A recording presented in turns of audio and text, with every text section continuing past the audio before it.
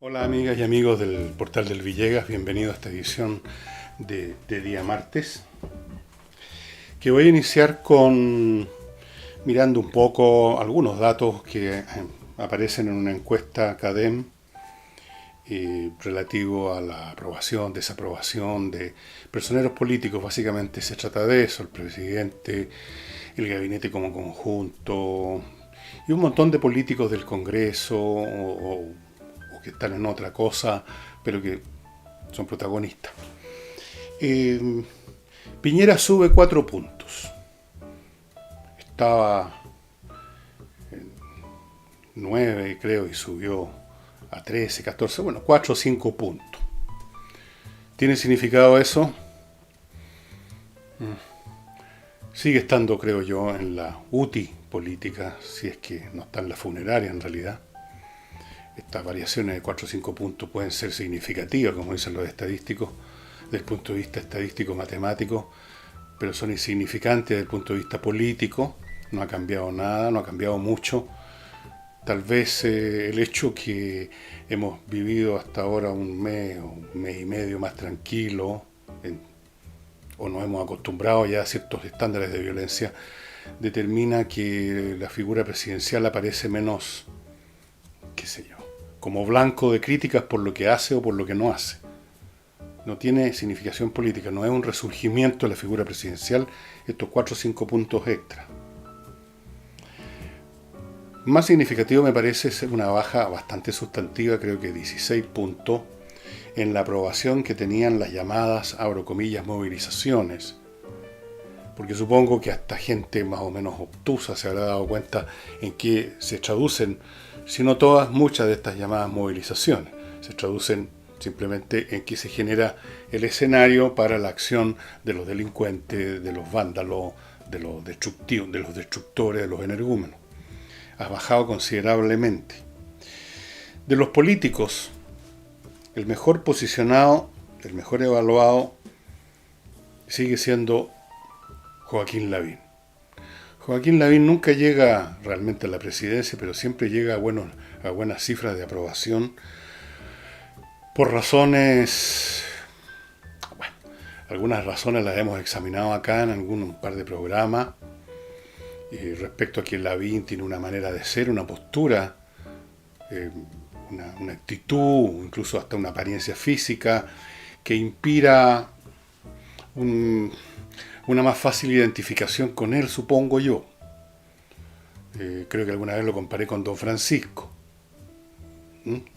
O sea, el tipo de hombre, el tipo de ciudadano que no genera ningún anticuerpo, porque no es mucho más nada que el promedio. Es un hombre que se mueve en un territorio conocido. Estoy tratando de ser fino. El territorio conocido del pensamiento, de las posturas, hasta de los lugares comunes, el hombre que dice lo que todo el mundo dice, el hombre que piensa lo que todo el mundo piensa. Y yo no digo que esto sea malo, estoy tratando simplemente de entender por qué una persona como Lavín y no un físico de cohete es más atractivo para la gente. Los demás, bueno, personeros con un poco más de carácter o un poco más notorios, bueno, ahí están en cifras bastante más bajas. Nada ha cambiado entonces, básicamente en esta materia. El gobierno, con Piñera, sigue siendo desaprobado. La cifra específica de desaprobación es del 56%. La encuesta no determina por qué los que desaprueban, pero no es difícil calcular que hay los que desaprueban porque siempre han desaprobado a Piñera, porque son gente de izquierda y detestan a Piñera, a lo cual se agrega ahora gente de derecha, algunos de los cuales también siempre han detestado a Piñera, y luego se agrega, y esa sería quizás la novedad, la gente que teniendo una relación, teniendo una postura hacia Piñera ni buena ni mala, votaron por él de todos modos, y se sienten decepcionados por lo que consideran la extraordinaria debilidad del gobierno para tratar el tema de la violencia, del desorden público, de la agresión, etc. Así que hay aquí razones totalmente opuestas para estar en desacuerdo o desaprobar a Piñera. El gabinete también subió un poco, me parece, pero tampoco es significativa la cifra. En general, yo tengo, salvo casos extremos, como ha sido precisamente la baja aprobación que tiene el presidente de la República, cosa que no era ni siquiera necesaria medirla. Yo tengo de la encuesta una opinión no muy favorable, por lo menos encuestas complejas como esta, que tratan de captar un estado de ánimo que además es un proceso que se fluye. Y los propios encuestólogos suelen hablar de que es una fotografía nada más. Bueno, una fotografía no sirve de mucho o sirve de poco cuando en realidad lo que interesa es el flujo, la película. Una encuesta no es capaz de reflejar lo que realmente está pasando sobre temas tan complejos como estos por la mente de los ciudadanos. Preguntar sobre si a uno le gusta la Coca-Cola o no es algo que tiene una alta confiabilidad en el sentido de que es algo simple, no hay grandes profundidades psicológicas en que a uno le guste o no le guste una bebida. Pero acá las razones para gustar, para disgustar, para aprobar, para desaprobar son muchas y distintas. Y si no las conocemos, la cifra en sí misma nos dice muy poco, salvo casos extremos. Pero en casos extremos no necesitamos estudios estadísticos. Yo creo que nadie en nuestro país se llevó una sorpresa cuando el presidente Piñera aparecía con 8 puntos. Creo que alcanzó a llegar a 8 puntos. Todo el mundo sabía que estaba enormemente desprestigiado, su gobierno entero. En fin, yo no veo ningún cambio.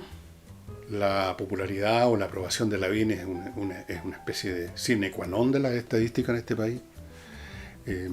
Muchos se miran en el espejo en él. Gente distinta ve lo que quieren ver en el rostro afable,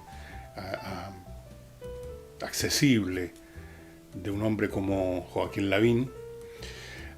A mí me parece que lo mismo que lo hace atractivo, lo hace el personaje menos adecuado para enfrentar lo que se viene en este país, lo que ya está ocurriendo.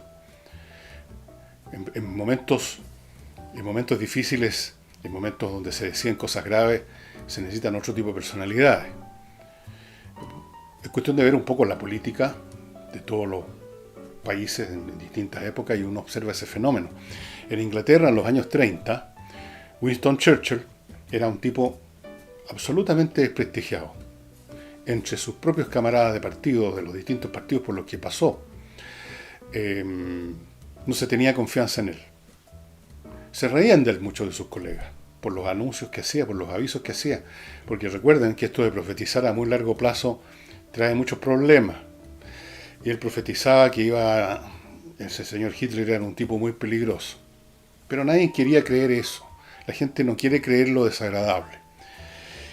Y por lo tanto, ¿quiénes eran los protagonistas de la política británica en los años 30? Bueno, personajes simbolizados, yo creo, en su extremo más intenso de vacuidad temperamental, personal y política en Chamberlain, que lo único que le faltó fue ir a lamerle los calcetines a Hitler. Pero cuando vino el momento de la emergencia, Churchill fue el hombre. Ese hombre un poco abrutado, un poco extremo, un poco llevado a sus ideas, del cual desconfiaban todos, un tipo que no tenía nada de popular con el ciudadano británico común, pero en los momentos difíciles la gente, por una cuestión de instinto de supervivencia, elige a quienes tienen el temperamento adecuado para hacerse cargo del problema. Y volviendo a Lavín, yo no creo que tenga el temperamento adecuado. Tiene el temperamento adecuado para estar bien posicionado en la encuesta. No creo que tenga el temperamento adecuado para estar en la moneda. Pero en fin, es una opinión mía. usted puede tener otra perfectamente. Y ahora permítanme continuar con mi primer bloque comercial. Recuerden ustedes esta compañía de seguros que les voy a mencionar, Booker, con B larga, como búnker, Booker. Y realmente es una empresa sólida de seguros, que como toda empresa de seguros se dedica a un montón de ítems, pero se concentra fundamentalmente en materias de salud, en los costos de la salud, en el ámbito especialmente colectivo. Por ejemplo, las pequeñas y medianas empresas, con la única condición que tengan 8 empleados o más. Facilitar el afrontar los costos de salud, que suelen ser siempre o casi siempre superiores a los planes que uno tenga en una ISAPRE, no porque la ISAPRE sea malvado o villano, sino simplemente porque la salud hoy en día es cada vez más cara, y no tampoco porque sean villanos los hospitales o los médicos, sino porque la salud hoy en día es una máquina mucho más complicada, que utiliza mucho más equipamiento, mucho más exámenes, es una institucionalidad 10 veces más compleja que la que yo conocí de cabro chico. Por lo tanto, es más cara. Eso es un hecho evidente. Entonces, los costos de salud de repente son bastante salados y aquí entra a jugar este seguro de salud que lo ayuda a salir adelante. Booker. Entren en el sitio de ellos, booker.cl. Ahí están los datos a mi izquierda y vean más detalles. Del lado Club, yo creo que casi ni necesito hablar ni mostrarles el tanque con los 10 litros de detergente para la ropa, excelente calidad, muy buen detergente, y con un montón de ventajas. Como viene en un contenedor de 10 litros, que se los he mostrado muchas veces, le dura una eternidad, no tienen que estar pensando semana por medio en me quedará detergente para lavar la ropa que se juntó. Le dura mucho tiempo. Lo pone al lado del lavador y va sacando de un dispensador que también les he mostrado infinidad de veces. Es hipoalergénico, es biodegradable y la empresa le trae de repuesto otro de estos contenedores de 10 litros cuando el suyo se está acabando, se acabó, se lleva en el que ya se vació, no va a dar al medio ambiente, no va a dar a los basurales, no va a dar al mar, es usado para otra persona. Están circulando siempre los mismos contenedores y por lo tanto no hay basura que se acumule.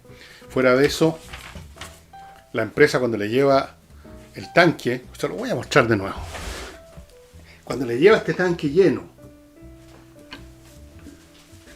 si usted quiere se llevan todo el plástico que se haya acumulado en su casa.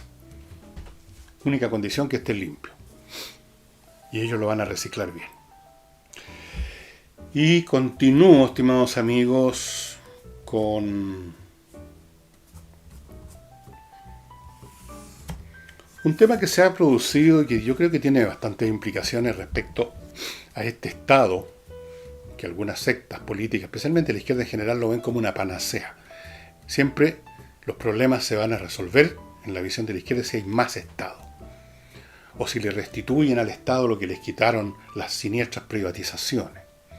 Y a pesar de todas las evidencias y señales que hay de que el Estado no funciona bien, siguen predicando la misma canción. Bueno, aquí tenemos el caso del Instituto Nacional de Estadística, respecto al cual el propio gobierno, lo dijo su vocera, la señora Rubilar, sería una institución que desde hace años estaría sufriendo de una severa debilidad institucional. Y esto a raíz de una cifra equivocada que habría dado el INE sobre el aumento de las cuentas de luz. Resulta que la cifra era otra, no mayor, sino menor. Y inmediatamente saltaron al ruedo algunas personas, como por ejemplo Jimena Clark, que fue directora después de haber sacado con alguna serie de maniobras no muy católicas al anterior director del Instituto Nacional de Estadística. La señora Clark estuvo ahí en ese cargo, salió con el nuevo gobierno y saltó inmediatamente a hablar de que aquí había algo que no era simplemente un upgrade, sino que era un error, que estaba la crema. Y el gobierno se ha hecho eco de eso y ha hablado entonces de la debilidad institucional. Ahora la pregunta es, ¿qué quieren decir con esa frase? Porque hoy en día se ha puesto de moda, primero, mientras en esta especie psicosis, esta esquizofrenia política que vive el país. Por un lado se pide más Estado, pero por otro lado está permanentemente mostrándose con el dedo cómo las instituciones del Estado funcionan mal o tienen debilidades estructurales, una frase favorita. Pero no explican en este caso a qué se refieren. Se refieren a que hay personas que están trabajando en altos cargos, en cargos técnicos del INE, que no tienen la competencia suficiente. Se refieren a que el INE se ha convertido en un instrumento de los gobiernos de turno para generar, al estilo de los países soviéticos, ¿no? De la antigüedad clásica. Los países rusos, donde las estadísticas eran simplemente lo que decretaba el Partido Comunista. O se trata simplemente, como creo yo que es la causa principal, de que todas estas instituciones, gran parte de las instituciones del Estado y desde luego el INE, fueron diseñadas, creadas y organizadas en una época en que el país, la sociedad chilena era enormemente más simple. Yo me acuerdo cómo funcionaba esto, por ejemplo, el índice de precio al consumidor. Estas medidas se están tomando hace muchos años. Ustedes quizás los más viejos se acuerden. La medición era tan simple como esta, había lo que se llamaba una canasta básica. La canasta básica era un concepto que incluía una serie de bienes muy específicos que supuestamente constituían el gasto o la necesidad de la familia chilena promedio. Entonces, el costo de los huevos, por ejemplo, la leche, el costo de los pasajes del transporte público, el valor de la entrada del cine, alimentos, habían muchos alimentos incluidos, el costo de la electricidad, un montón de cosas, pero era un paquete muy sencillo. No me acuerdo cuántos ítems tenía, pero pongamos serían 30 o 40, ¿no? Una cosa muy simple que reflejaba la estructura de consumo del país de los años 60. Y entonces no se requería ni siquiera ser un técnico estadístico. Se calculaban los precios de todos esos productos un mes y se comparaban con los del otro mes y se calculaba el promedio de aumento o disminución, generalmente era de aumento. Y esa era la canasta básica y con eso se determinaba el sueldo básico que se llamaba, tenía un nombre, el sueldo mínimo se llamaba, no sé si sigue llamando igual. El vital, se hablaba del vital. Uno ganaba un vital cuando ganaba una cantidad que era suficiente justo para comprar esa canasta básica. Vean ustedes qué mundo más sencillo es ese. Comparen con la situación actual. La cantidad de bienes mucho más numerosos, 10, 100 veces más numerosos. La cantidad de distintos estamentos, grupos, estratos y clases que tienen diferentes estructuras de consumo. Ya no hay una familia media básica que consuma una canasta básica. Existen una enorme variedad de familias con una enorme variedad de distintas demandas, de distintos tipos de consumo, una enorme variedad de nuevas formas de consumo que no existían en los años 60. Y así, y dentro de cada ítem de consumo un montón de variedades. Entonces se hace bastante más complejo, se hace mucho más complejo el concepto mismo de, por así decirlo, el índice de precio al consumidor. ¿Índice de qué precios y de qué consumidor? Eso es un hecho absolutamente, es un hecho estadístico, una certeza matemática. A eso, los otros factores que puedan haber, en el sentido de que el Estado meta más mano, difícil saberlo, puede ser que siempre haya metido mano, o puede ser que nunca haya metido mano, o más o menos. ¿O acaso será que la competencia técnica promedio de hoy es más baja que la de antes? Bueno, ahora proliferan las personas con posgrado, cosa que no significa gran cosa. No sé si hay más talento o menos que en el pasado. No tengo idea. Pero creo que es un tema que habría que estudiar, porque es interesante, porque esto le sucede a todas o a muchas instituciones del Estado. La complejidad de la sociedad chilena es tal que ha rebasado las capacidades técnicas de muchas reparticiones del Estado. Sin punto. Es mucho más difícil ahora hacer cómputo, hacer estadística. Esa es una debilidad que no tiene que ver con el gobierno de turno o con el personal de turno o que aunque hubo una persona que se equivocó, siempre hay personas que se equivocan. El tema es dentro de qué parámetros se equivocan. es cierto? No es lo mismo hacer una suma de 10 dígitos que ponerse a sumar una columna de 1000 dígitos. Las tasas de error aumentan. Entonces hay que definir qué es lo que es error. Tiene que tener esto una cierta libertad para ambos lados. Tenemos que aceptar un montón de cosas. ¿Recuerdan ustedes el escándalo que hubo con el tema del censo? La misma cosa. No es meramente un tema de competencias profesionales, sino que es un tema de la complejidad de hacer un censo en una población de 17 millones de personas versus una población de 6 millones de personas, como la de cuando yo era niño, que vivía con una distribución geográfica distinta. Sí, no existía el caso de poblaciones donde no podía entrar el encuestador porque lo colgaban de un farol. Era un mundo diferente. Pero el Estado, que es de paso lento, paquidérmico, dudo que se haya adaptado lo suficiente. Quizás en algunas instituciones, pero no en todas. Y habría que examinar entonces en qué consiste la debilidad institucional del INE. Yo creo que va por la línea que estoy diciendo, que no está a la altura de lo que ocurre hoy en día en materia de consumo en la población. Y la concepción de la población también es distinta. Ya no es la población clase alta, medio, baja del pasado. Tenemos muchas más estratos, variantes, etc.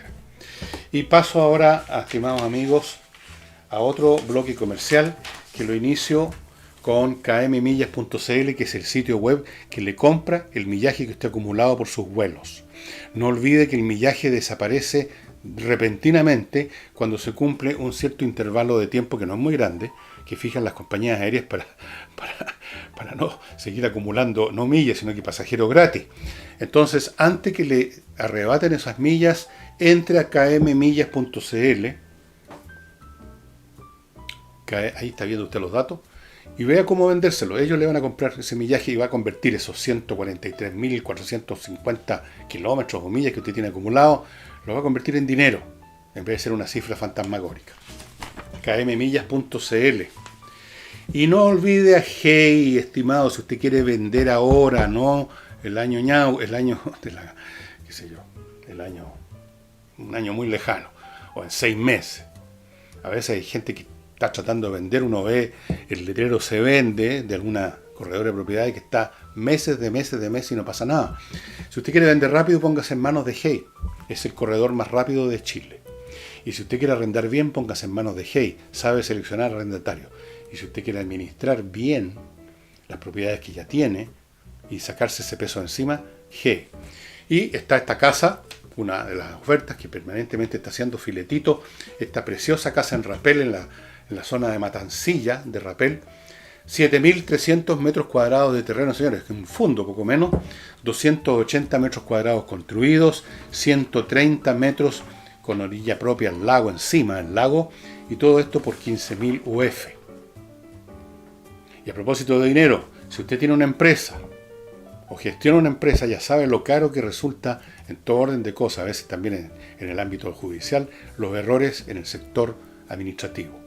Errores de contabilidad, problemas de auditoría, cotizaciones que no se pagaron a tiempo, alguien se equivocó con las remuneraciones, problemas tras problemas, y cuestan plata. Póngase en manos de Controller, una empresa nacida para hacerse cargo de eso, para administrar en el grado que usted prefiera, una asesoría distante o más cercana, casi de gestión completa, su sector administrativo, para que usted se dedique a lo que tiene que dedicarse, producir su servicio o su producto. Controller fue fundada por contadores, auditores que trabajaron 20 años en empresas internacionales. En empresas internacionales, amigos míos, uno no dura ni 20 minutos si no es muy eficiente. Así es que póngase en contacto con Controller y va a ver cómo le va a cambiar la vida. Esto es válido para empresas pequeñas, medianas y grandes.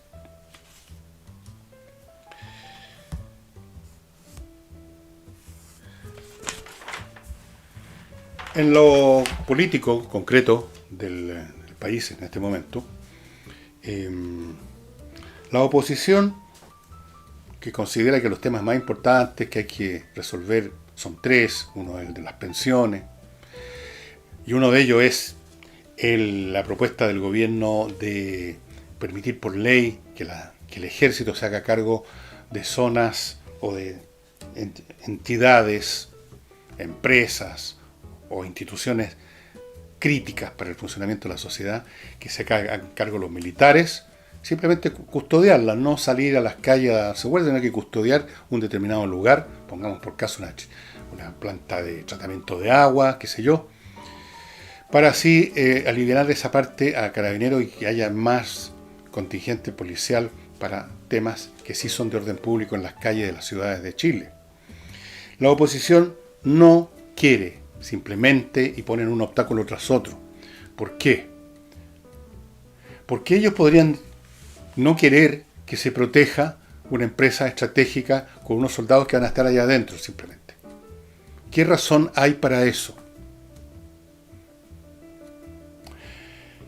A mí se me ocurre, aparte de la razón genérica de la oposición, de generar problemas con cualquier cosa, aparte de eso está el hecho de que la oposición, la izquierda, por razones psicopolíticas y políticas, detestan la sola idea de aprobar, de apoyar una ley que puede parecerle al público que no piensa mucho, que se está haciendo algo a favor de los militares, o que se está haciendo uso de los militares, o se está recurriendo a los militares, cuando para la izquierda todo lo que huela, suene o recuerde lo militar es tabú.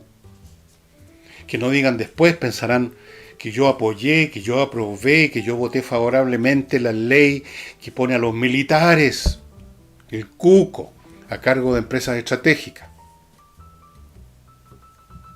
No veo otra razón. Ahora, ¿qué pasa si el día de mañana, en marzo, en abril o en cualquier momento, un grupo de energúmenos logran, y están cada vez más armados y más apertrechados, les puedo advertir, logran, por ejemplo, interrumpir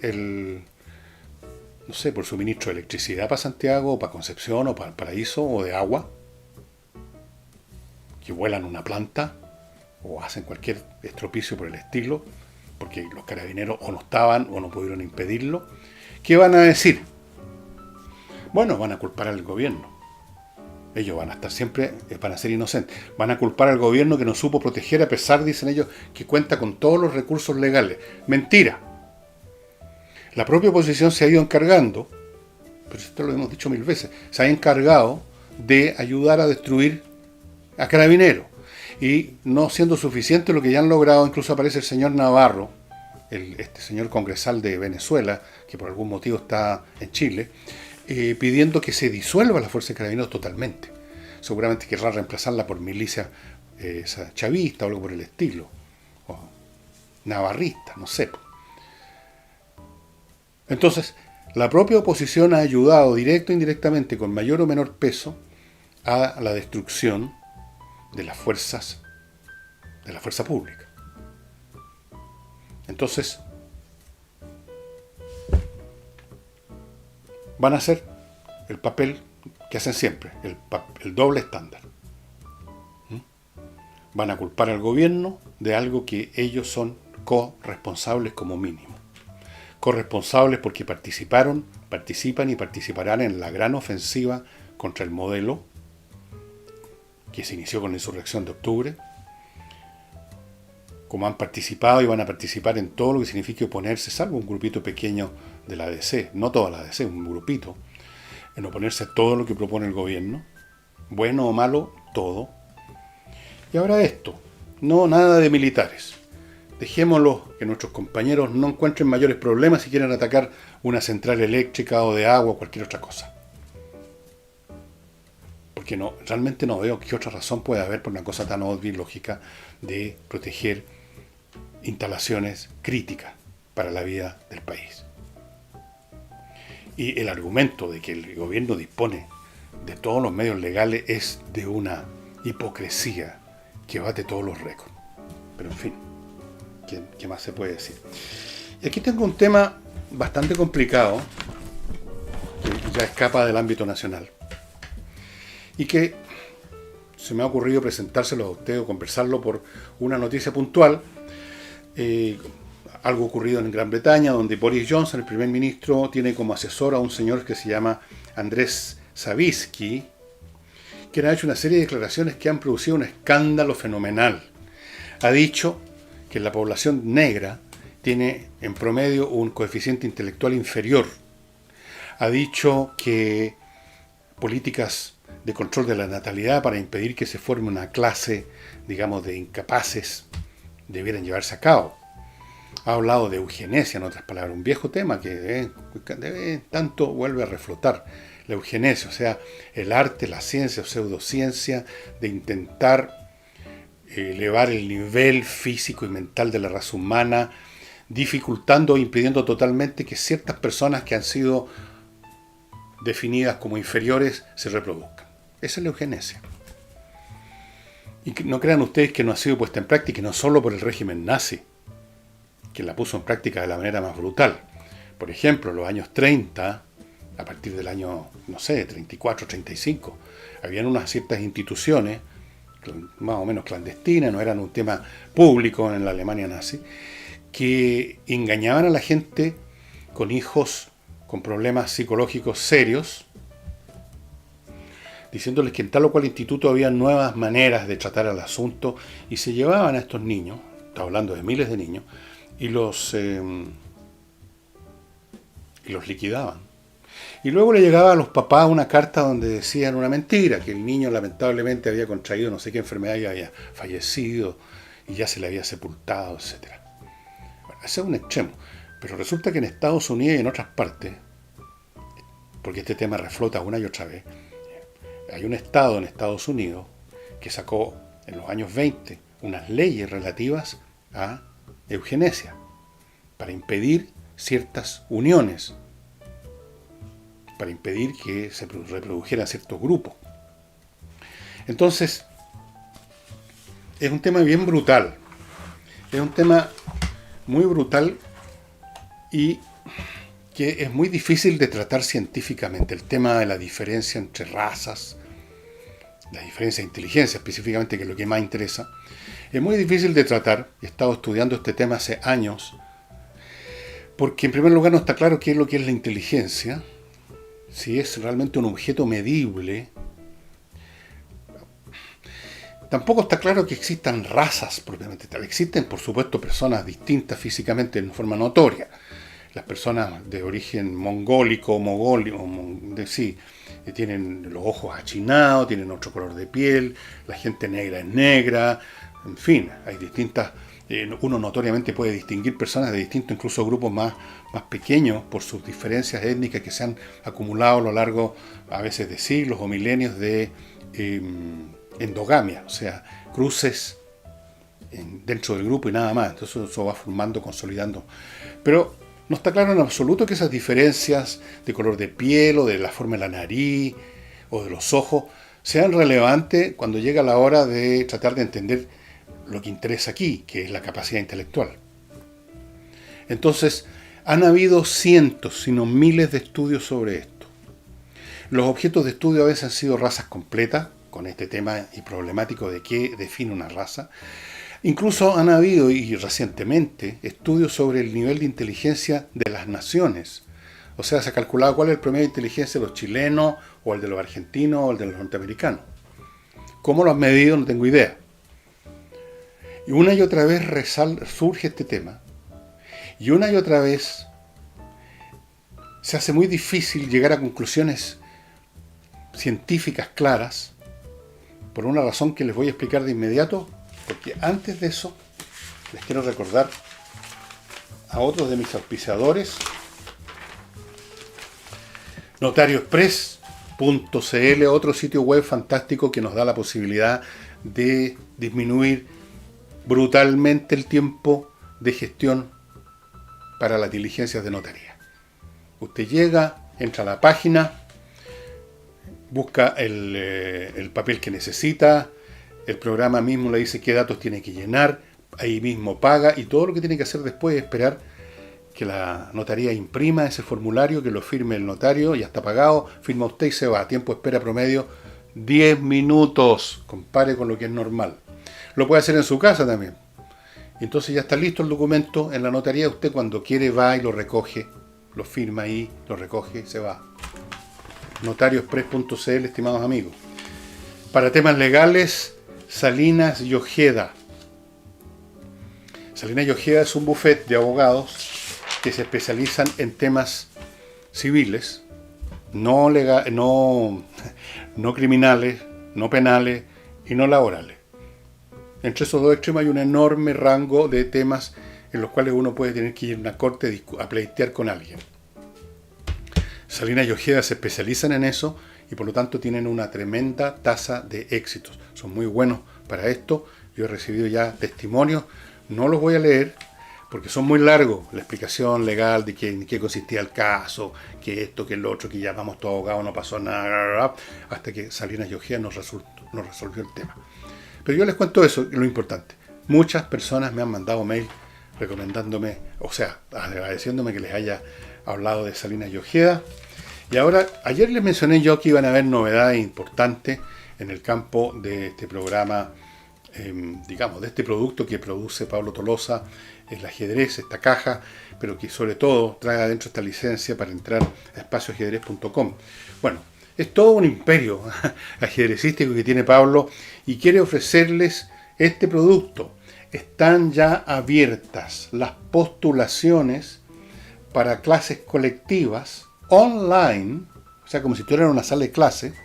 Puede usted hacerle pregunta al profesor para niños en 3 grupos de edad, que van desde los 6 años a los 17. Los cursos son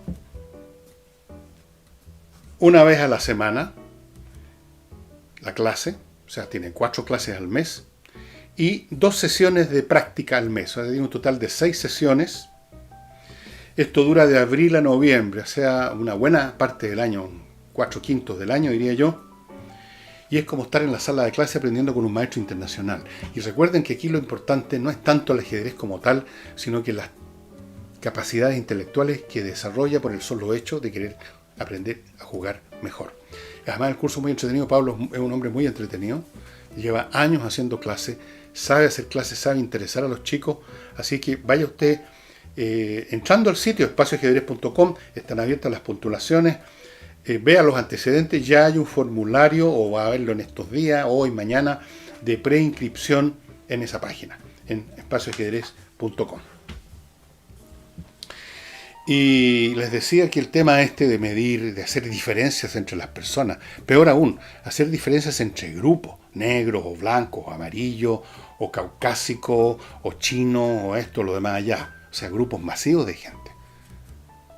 Hacer diferencias en una materia tan importante como la inteligencia es un tema muy peliagudo. Si se puede hacer realmente con una certidumbre científica o con un grado importante de certidumbre, aún así no se podría hacer porque esto entra en el territorio de la política. Usted puede quizás, yo me acuerdo, porque estuve en un colegio, en el San Agustín, cuando yo estaba en 4º o 5º año de humanidades, llegaron unos expertos del Departamento de Psicología de la Universidad de Chile. Todos teníamos alrededor de 15 años. Y nos hicieron varias pruebas de vocacionales y pruebas de coeficiente intelectual. Y el asunto no se manejó bien, no se manejó políticamente, digamos.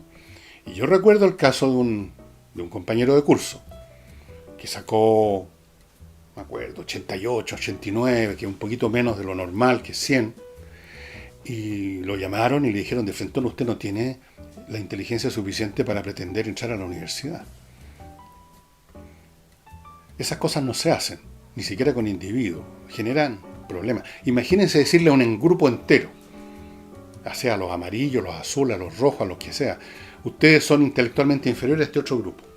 Es políticamente inviable, genera un conflicto, genera la guerra de todos contra todos. Es inmanejable.